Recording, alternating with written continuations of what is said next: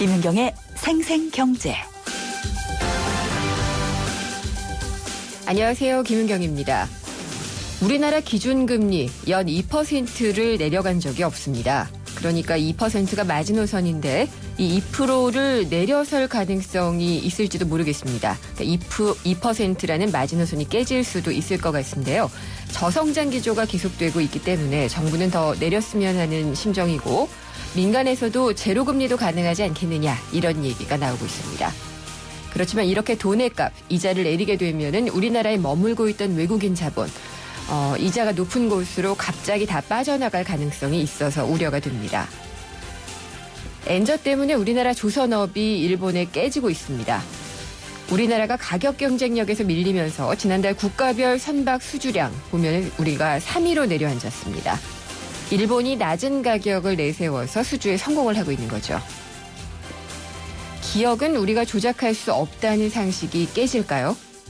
학계에서는 특정 기억을 없애거나 바꾸는 브레인 모듈레이션이라는 연구가 활발히 이루어지고 있다고 합니다. 이런 연구가 계속되면은 외상 후의 스트레스 장애를 앓는 사람들에게도 좋은 치료법이 생길지도 모르겠습니다. 김윤경이 뽑은 오늘의 생생 키워드, 깨지답니다.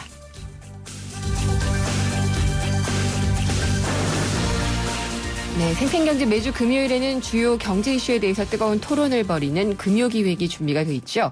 오늘 금요기획 주제, 이것도 혹시 깨질까요? 개인정보보안에 문제가 되는 주민등록번호입니다. 이걸 어떻게 개선할 수 있을지 그 방안을 얘기해 보는 건데요. 사실 우리나라 주민등록번호 보면은 이 안에 우리 개인의 모든 정보가 담겨 있습니다. 근데 이 주민등록번호 중국에 고스란히 노출이 됐다, 또 일반에 많이 알려졌다 이런 얘기가 나오면서 정부는 올 초부터 주민등록번호 제도를 선보겠다라고 얘기를 했습니다. 근데 완전히 뜯어고치자니 사회적인 혼란도 예상이 되고 또 돈도 많이 들게 됩니다. 또 그냥 놔두자니 주민등록번호로 개인정보가 계속 노출이 되고 있어서 공방만 이어지고 있는데요. 지난 29일에 있었던 공청회에서도 그 문제가 고스란히 드러났습니다. 잠시 후 3, 4부에서는 주민등록번호 개선 방향 자세히 한번 토론을 해보도록 하겠습니다. 김윤경의 생생경제 1부 시작합니다.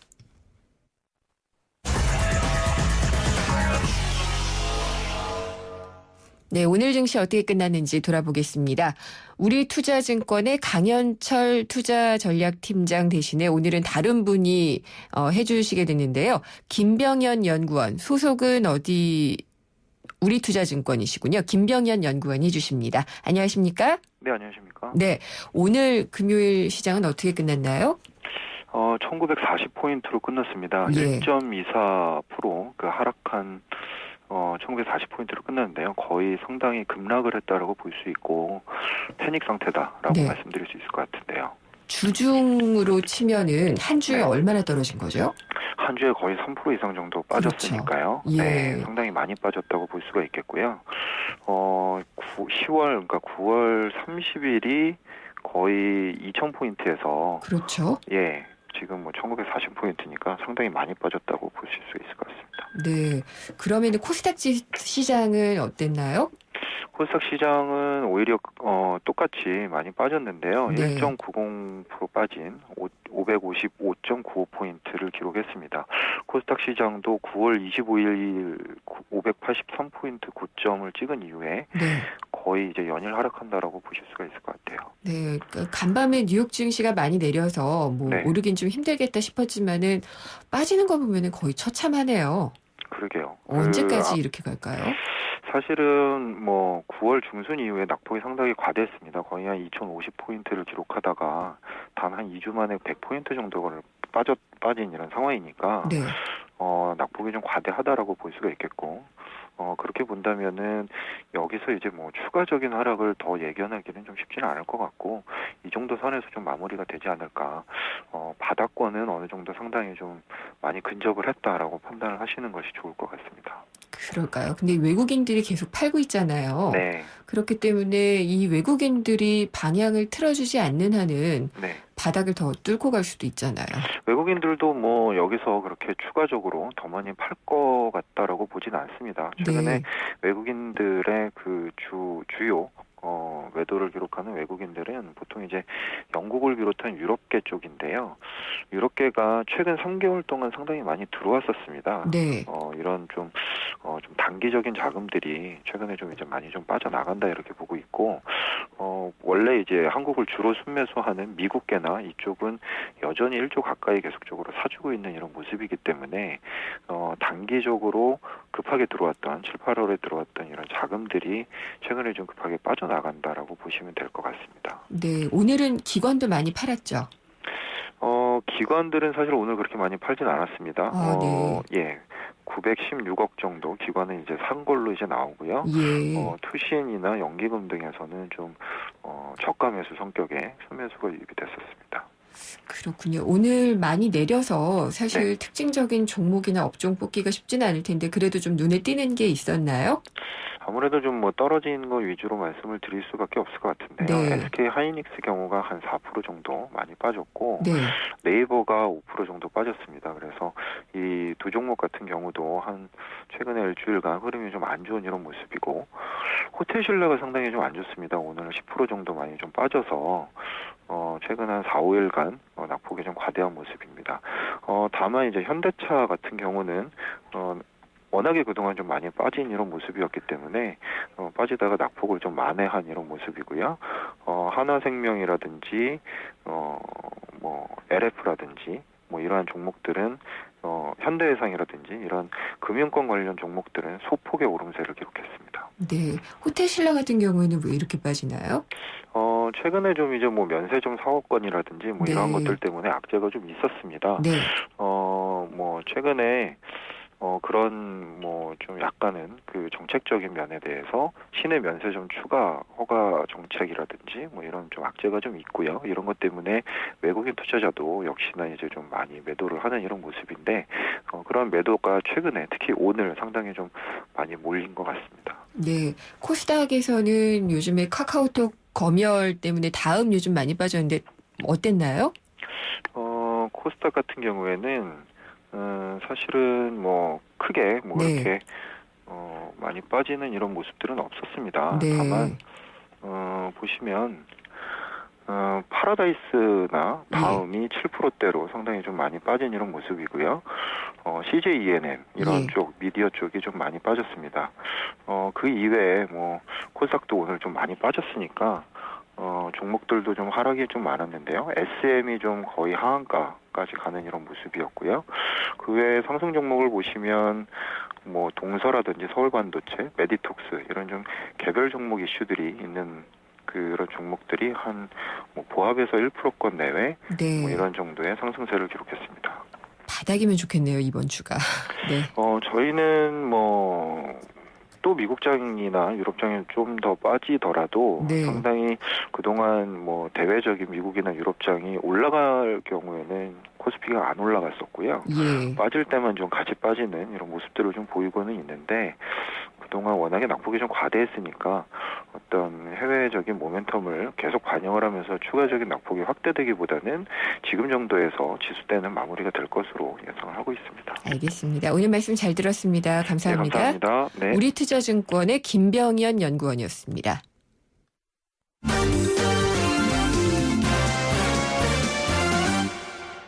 네, 오늘의 주요 경제 뉴스 살펴보겠습니다. 한국일보 이성철 부국장입니다. 안녕하십니까? 안녕하세요.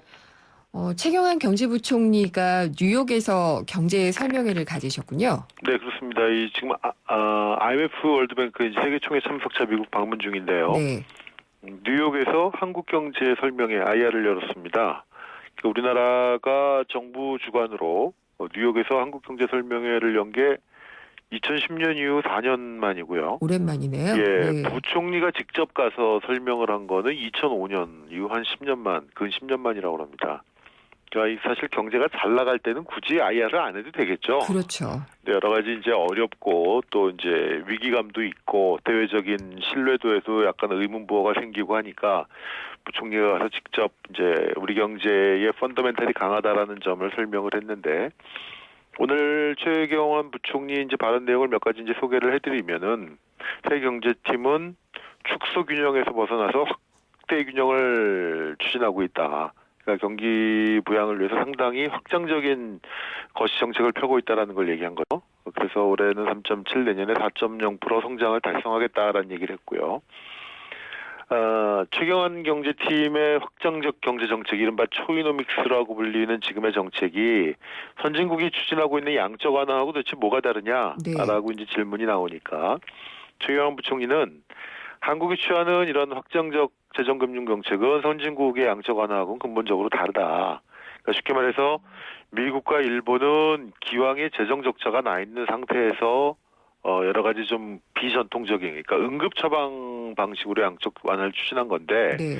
우리나라는 정책 여력이 있는 상태에서 좀 이 재량의, 그러니까 운용의 폭을 넓힌 거다. 그러니까 금리도 우리 뭐 미국이나 일본처럼 제로 금리도 아니고 금리를 더 낮출 수가 없어서 돈을 푸는 그런 양적 완화가 아니라 금리도 어느 정도는 유지를 하면서 금리를 통해서 기본적으로 조절을 하고 있는 거고, 재정도 선진국에 비해서는 기본적으로 상당히 안정적인 상태이기 때문에 그 안정적인 범위 내에서 여력을 가지고, 그러니까 정책 여력을 활용하는 거다. 그러니까 미국이나 일본이 하고 있는 그런 응급 처방식 양적 완화하고는 다르다라는 점을 강조했다고 합니다. 그럴까요? 근데 이주열 한국은행 총재도 얘기를 했잖아요. 네. 근데 이제 금리에 대해서는 또 미묘한 차이를 보였고 가계부채 문제 같은 경우에도 그랬던 것 같아요. 네, 뭐 예. 한국은행은 아무래도 좀 보수적이죠. 네. 좀 보수적이고 정부에서는 자꾸 이제 그 금리를 좀 더 낮추기를 강력하게 희망을 하고 있습니다만은 한국은행은 글쎄요, 이번에 또 낮출 수 있을까 모르겠습니다. 뭐 네. 내부적으로도 굉장히 의견이 좀 엇갈리는 것 같습니다. 그래서 미국은 이제 금리 올릴 시기만 저울질을 하고 있잖아요. 그래서 네. 미국 금리 올리고 다른 데도 금리를 올리면 우리가 금리를 내리면은 돈값이 높은 쪽으로 돈이 가게 되잖아요. 네. 그 문제도 되게 낙관을 하셨더라고요, 부총리는. 그렇죠. 아직은 뭐 금리 차가 있기 때문에 네. 미국이 금리를 올린다고 해서 혹은 우리가 금리를 낮춘다고 해서 대규모 자금 유출이 이루어지지는 않을 것이다라고 얘기를 했는데, 네. 뭐 그렇죠. 뭐 이렇게 뭐 엄청난 그 자금 이탈, 외국 자금의 엑소더스가 나오진 않겠지만 어쨌든 뭐 지금보다는 유출 요인으로 작용하는 건 분명한 사실이고, 네. 다만 근데 지금 유럽 쪽이 워낙 상황이 안 좋기 때문에 미국이 지금 예정대로 금리를 올릴 수 있을지 그건 잘 모르겠습니다. 그렇게 되면 미국도 자기 혼자 살려고 이러느냐라는 네. 비난 여론이 분명히 나올 것이기 때문에 미국도 조금 타이밍을 조절하지 않을까 싶은 생각도 듭니다. 네.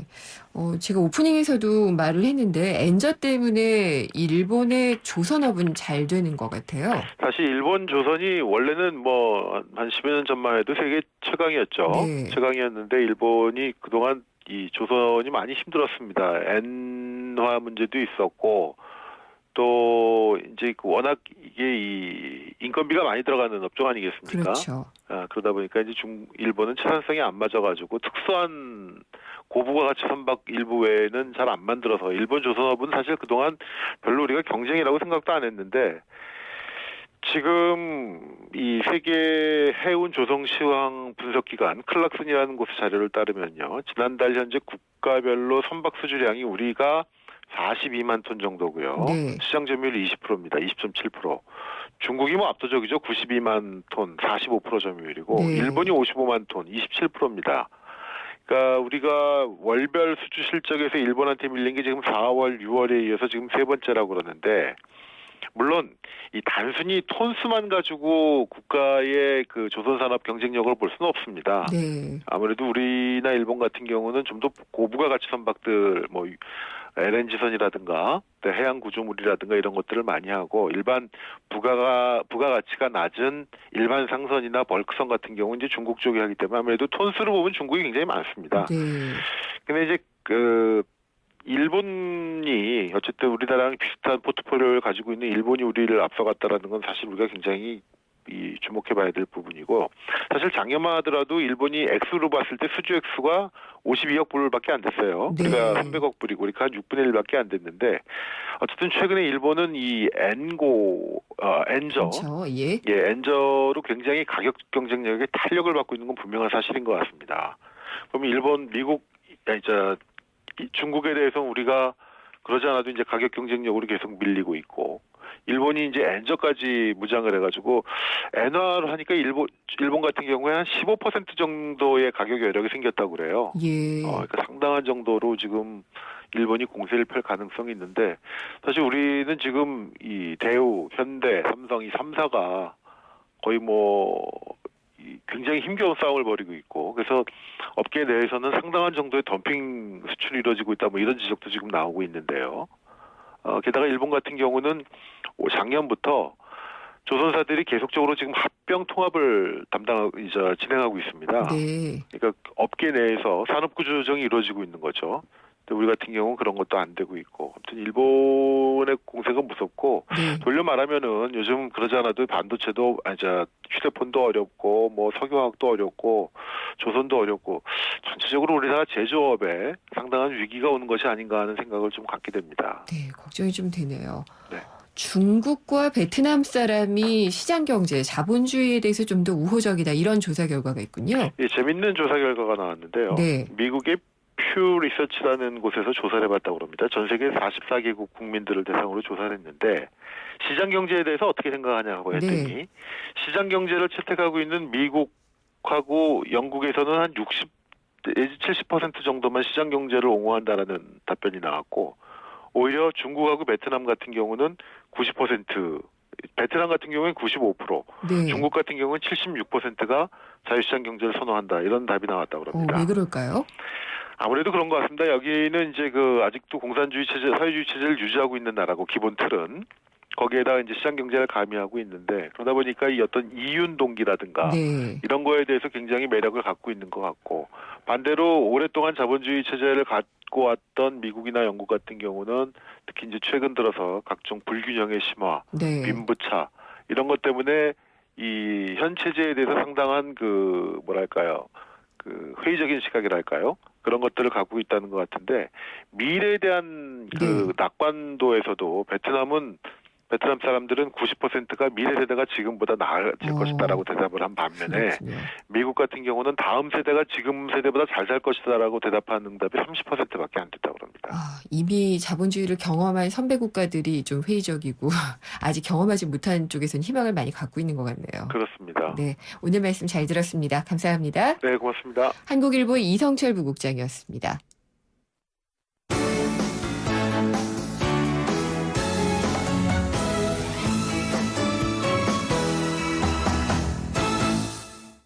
생생경제 1부 함께 하셨습니다. 잠시 후 2부에서는 재미있는 코너들이 있습니다. 영화로 보는 경제, 경제영화관이 있고요. 경제 트렌드를 엿볼 수 있는 경제신간 코너가 준비가 돼 있습니다. 경제신간에서는요, 기술의 발전이 굉장히 빨리 이루어지고 있는데 이걸 맹신하다 보면은 스스로 갇히는 곳이 있습니다. 그런데도 모르는 유리 감옥이라는 그런 개념으로 현 세태를 지적한 책 유리 감옥을 소개를 해드리고요. 경제영화관에서는 요즘 인기몰이하고 있는 영화죠. 비긴 어게인 영화 소개를 하고 영화보다 더 주목받는 OST 그리고 음반 시장에 대해서도 살펴보도록 하겠습니다. 2부에서 뵙겠습니다. 창조는 멀리 있는 어려운 것이 아닙니다. 많은 과학자들은 작은 호기심과 사고의 전환으로부터 창의적인 혁신과 개발을 이루어냅니다. 국제과학 비즈니스 벨트에서는 우리의 호기심과 상상력이 과학과 만나 미래를 밝히는 지식이 되고 혁신적인 기술로 성장하고 있습니다. 대한민국 국가경쟁력 강화의 중심에 기초과학 연구가 있습니다.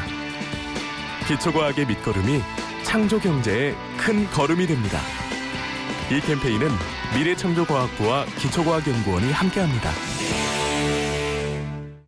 2014 YTN 연중기획 함께하는 미래 창조 대한민국 개그맨 이동우 씨입니다. 사람들이 주변에서 가끔 그렇게 이야기들을 많이 합니다. 너 그거 할 수 있겠냐라는 거죠. 그때마다 저는 대답을 합니다. 할 수 없으면 어떠니? 시각장애인들은 일상 자체가 도전일 수밖에 없다. 예를 들어서 밥을 먹는 행위, 심지어는 화장실에 가는 행위. 그런 것들이 사실은 다 도전인 거죠. 산다는 것은 도전. 꼭 높은 산을 올라가야 도전이고 큰 바다를 건너가야만 도전이고 그게 아니죠.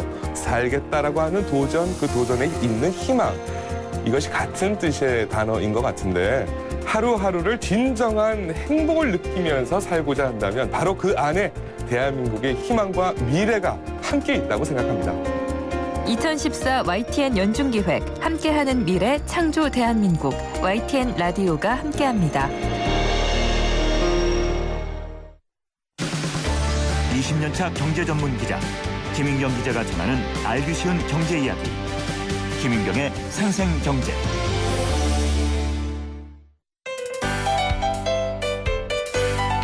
알쏭달쏭 경제상식 퀴즈.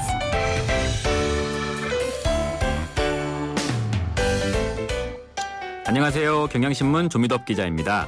경제상식을 재미있는 퀴즈로 풀어보는 코너 경제상식 퀴즈인데요. 정답을 아시는 분은 짧은 문자 50원, 긴 문자 100원이 부과되는 휴대전화 문자메시지 우물정 0945번, 우물정 0945번으로 보내주세요. 추첨을 통해 경제신간 그리고 생생경제에서 마련한 선물을 드리겠습니다. 퀴즈입니다. 서비스를 이용하는 방식은 콜택시와 비슷하지만 정부에 공식적으로 등록한 택시는 아닙니다. 스마트폰에 앱을 깔고 나를 어디까지 태워달라고 요청하면 앱에 연결된 개인이 자가용을 몰고 찾아와서 요청한 곳까지 태워다 주는 겁니다. 미국 샌프란시스코에서 처음 시작됐고요. 최근 서울에서 빠르게 확산되고 있습니다. 서울시에선 불법 택시 영업이라며 단속하려 하고 있지만 이것을 운영하는 업체에선 불법이 아니라고 주장해 논란이 되고 있습니다. 이건 무엇일까요? 1번 걸리버 택시, 2번 우버 택시, 3번 맥가이버 택시. 정답을 아시는 분은 짧은 문자 50원, 긴 문자 100원이 부과되는 문자메시지 우물정 0945번, 우물정 0945번으로 보내주세요. 추첨을 통해 경제신간 그리고 생생경제에서 마련한 선물을 드리겠습니다.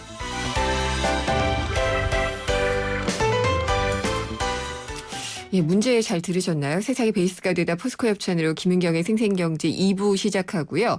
그러니까 공유경제의 천병으로 불렸는데 우리나라 들어와서는 지금 불법 택시 앱으로 얘기가 되고 있는 업체입니다. 이 택시는 무엇일까요? 라고 하는 게 문제였습니다.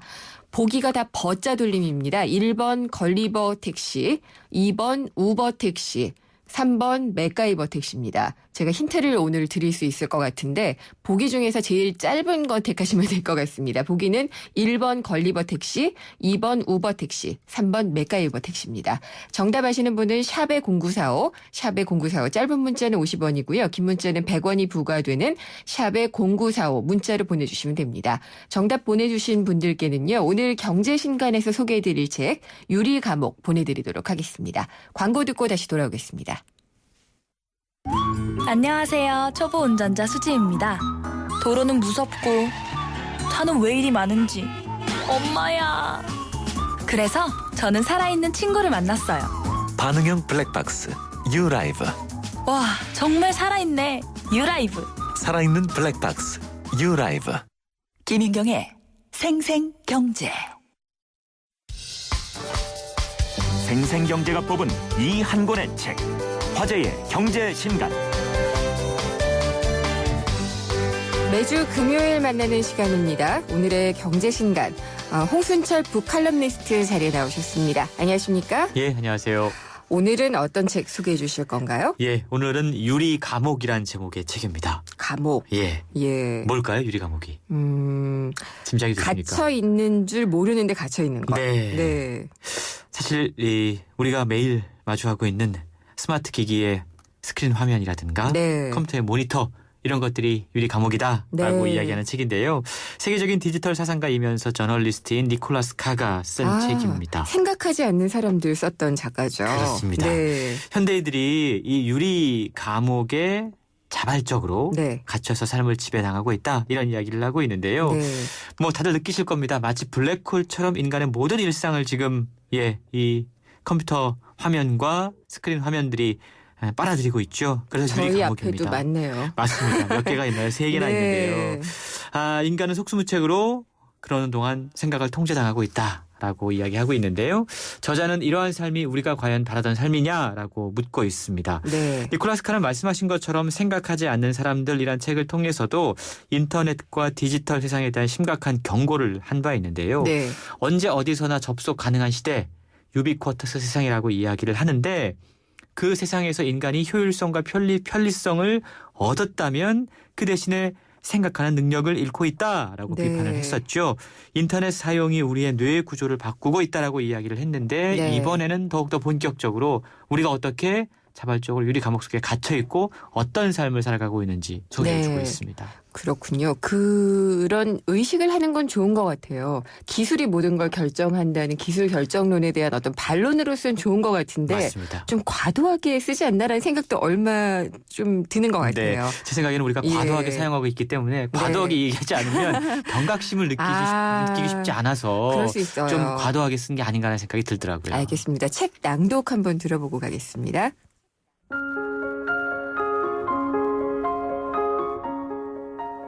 현재 온갖 종류의 창조적 분석적 작업이 소프트웨어에 의해 처리되고 있다. 의사들은 질병 진단을 위해 컴퓨터를 사용한다. 예술가들은 건물 설계를 위해 컴퓨터를 사용한다. 변호사들은 증거 평가를 위해 컴퓨터를 사용한다. 음악가들은 가상으로 연주를 하면서 잘못된 음을 고치기 위해 컴퓨터를 사용한다. 교사들은 학생들을 가르치고 답안지를 채점하기 위해 컴퓨터를 사용한다. 컴퓨터가 이런 직업들을 100% 떠맡은 것은 아니지만 많은 부분들을 대신해주고 있다. 그리고 컴퓨터는 분명 일하는 방식을 바꾸고 있다. 직업만이 컴퓨터에 의해 자동화되고 있는 것은 아니다. 취미도 자동화되고 있다. 스마트폰, 태블릿 PC, 작고 저렴하고 심지어 착용 가능한 기타의 컴퓨터가 확산되면서 우리는 이제 많은 일들과 취미 생활을 할 때 소프트웨어에 의존하고 있다. 우리는 쇼핑하고 요리하고 운동하고 심지어 짝을 찾고 아이를 키우는데도 도움을 받기 위해서 애플리케이션을 켠다. 컴퓨터는 물리적, 사회적 차원에서 우리가 세상을 항해하고 조종하고 이해하는 데 필요한 만능 도구가 돼가고 있다. 이 낭독자의 목소리는 굉장히 중립적이지만 네. 그 내용은 과격하네요. 그렇죠. 예. 예, 정말 이 내용을 읽다 보면 네. 우리가 어떤 삶을 살고 있나라는 각성이 드는 그런 내용인데요. 유리 감옥에서는 기술 맹신에 빠져서 스스로 감옥으로 향하고 있는 인간에게 엄중한 메시지를 선사해주고 있는데요. 네.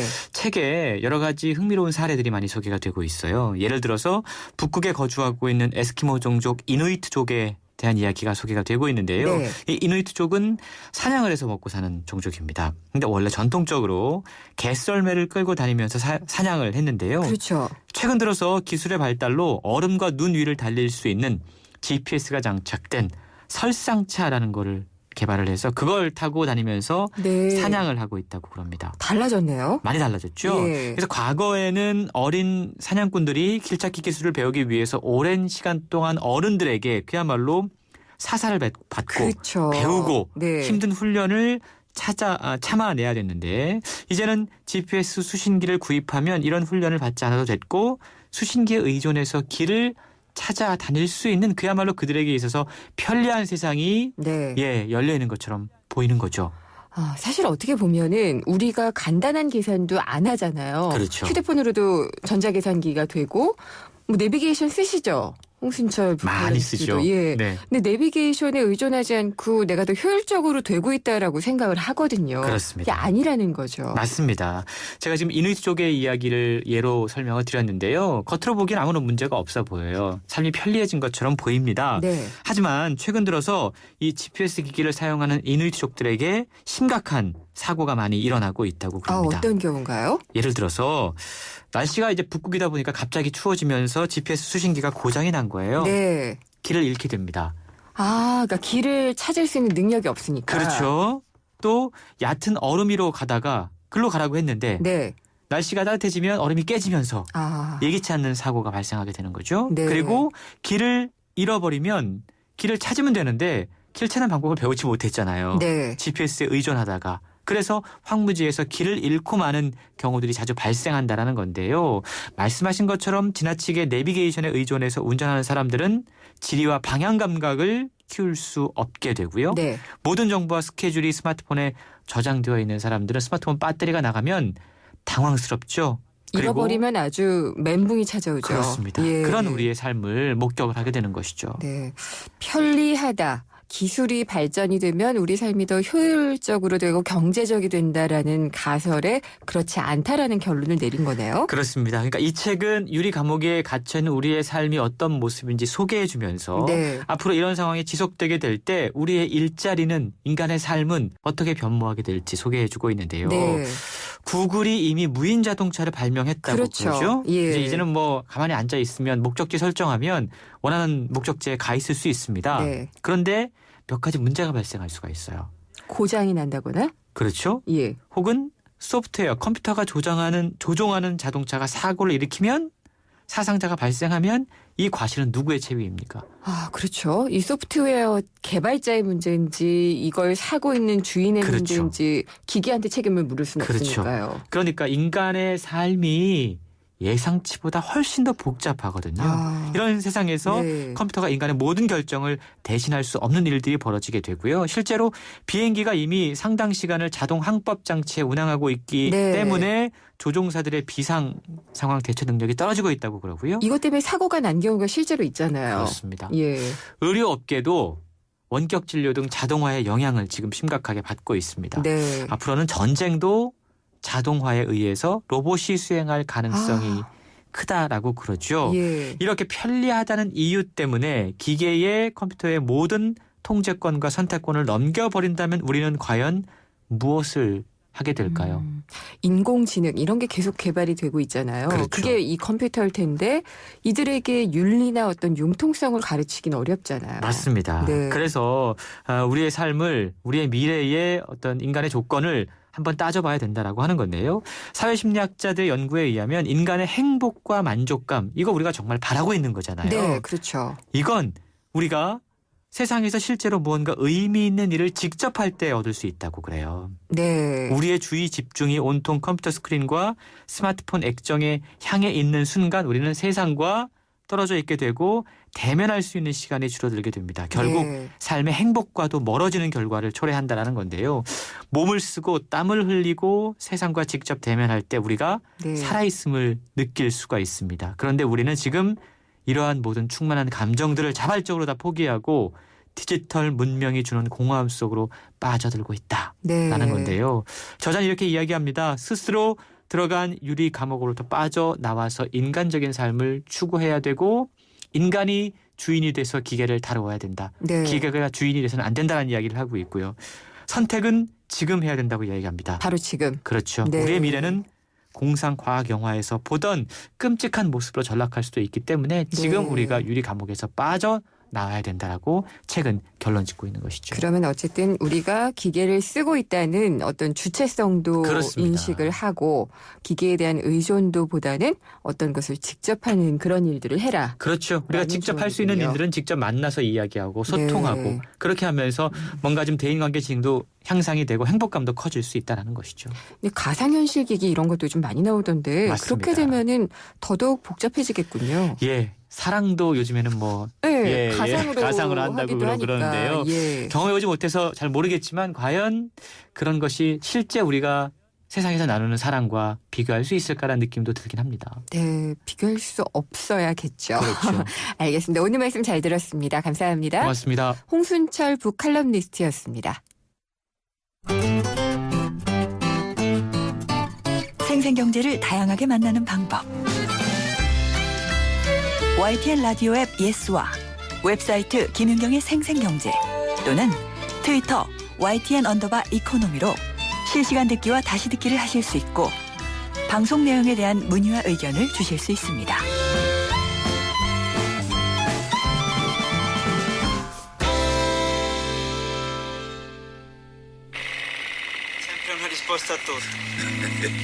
Se voglio fare contento, Totò. Ora ti conto una cosa.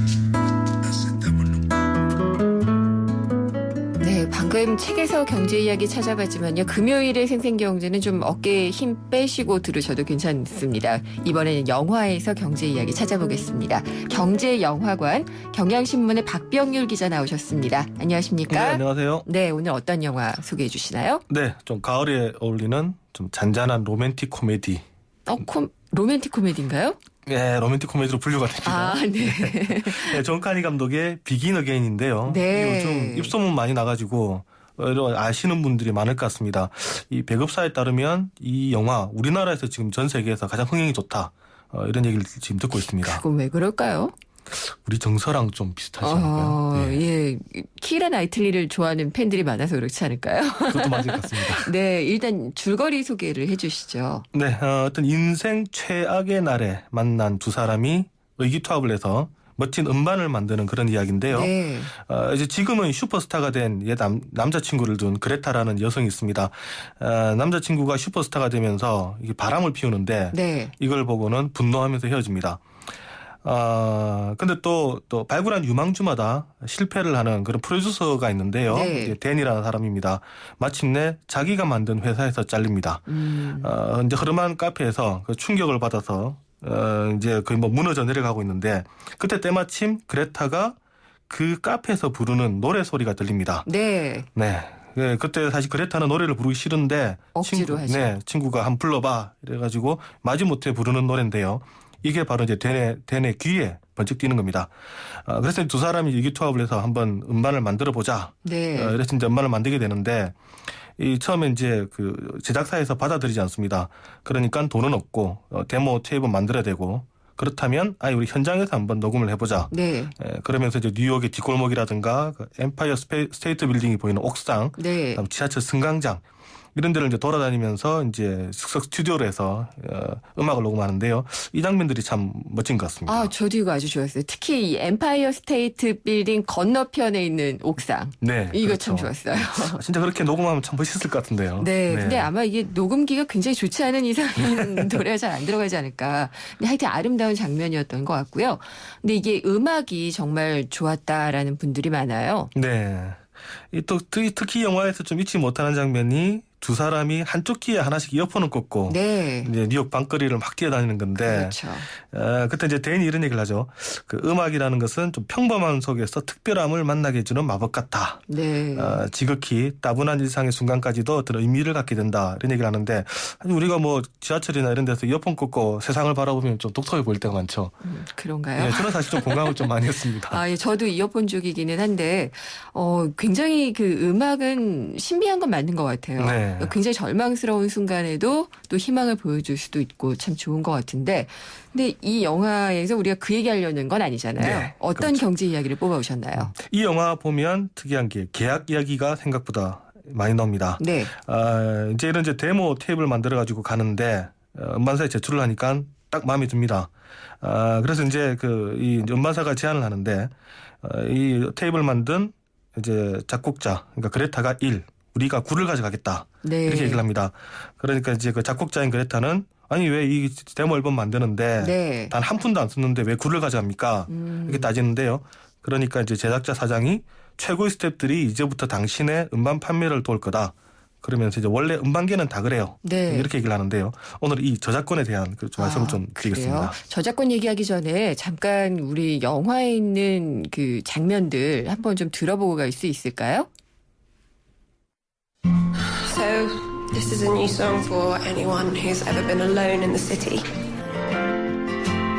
I was having a nervous breakdown, and then I heard your song. I want to make records with you. Come on, let's get out of here.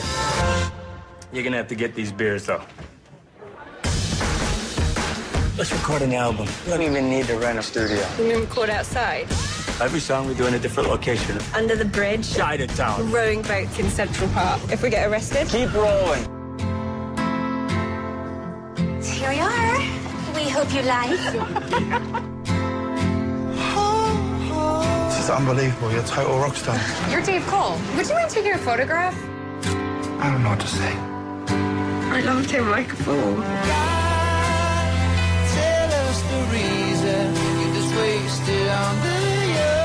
You got some talent. I want to make records with you. I'm not a performer. I just write songs from time to time. What do you write them for? Searching for meaning, but are we all lost stars? Trying to 역시 영화에서 음악이 많이 들리는군요. 네. 러스트 스타 들리고 이게 왜 맞아요. 처음에 그레타가 노래할 때는 그냥 기타 반주에만 맞춰서 하는데 댄이 그걸 딱 볼 때는 정말 이게 프로페셔널한 사람인 것이 머릿속에 이게 다 뭐 북도 그렇죠. 치고 뭐 다 바이올린도 불고, 합주가 네, 되잖아요. 피아노도 막 움직이고. 네. 예, 그 생각이 막 드네요. 근데 어쨌든 이게 지금 대사에서도 얘기를 했듯이 여기저기서 막 그 합주를 해서 녹음을 했고 네. 그걸 가져갔는데 일단 제작사가 많이 가져간다 그러니까 그레타가 안 하겠다라고 얘기를 하잖아요. 그렇죠. 예.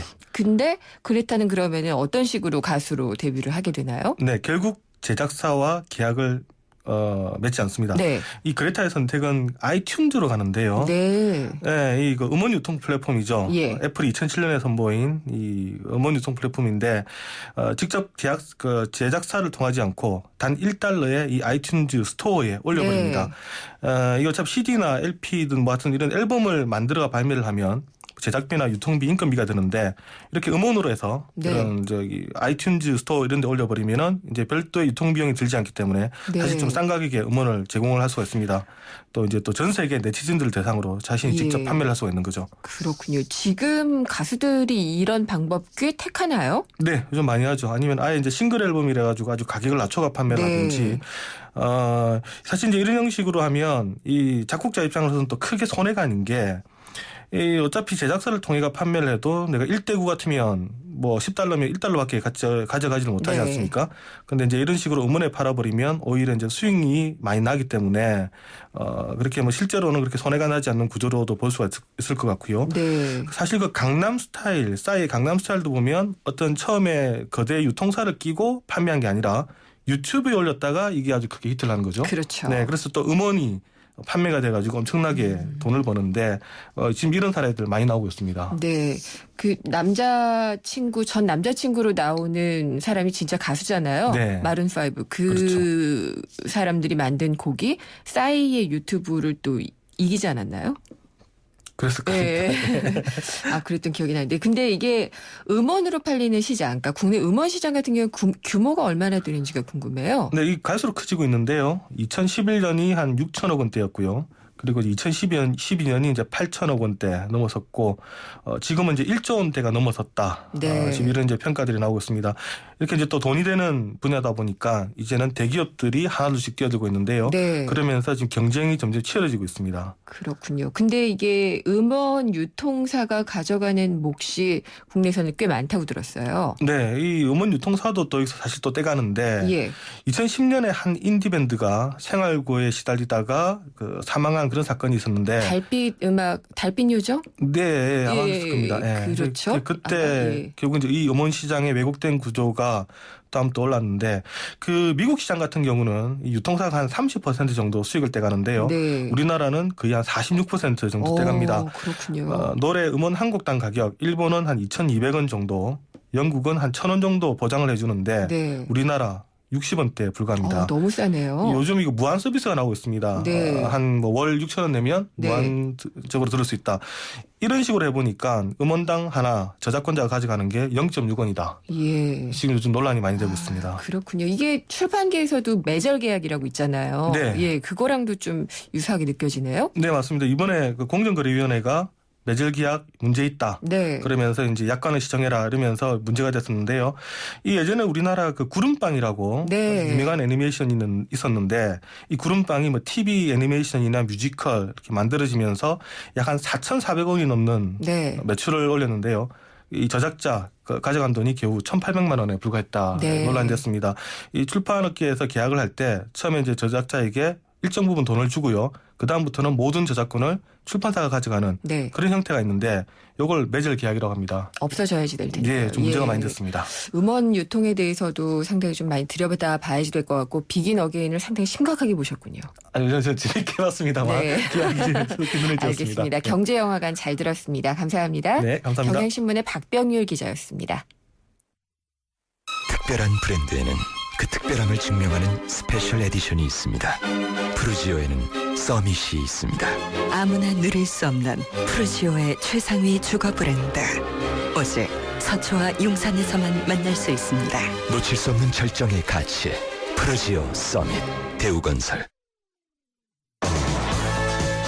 네, 금요일에는 생생경제 퀴즈 있습니다. 못 들으신 분들 위해서 다시 한번 알려드릴게요.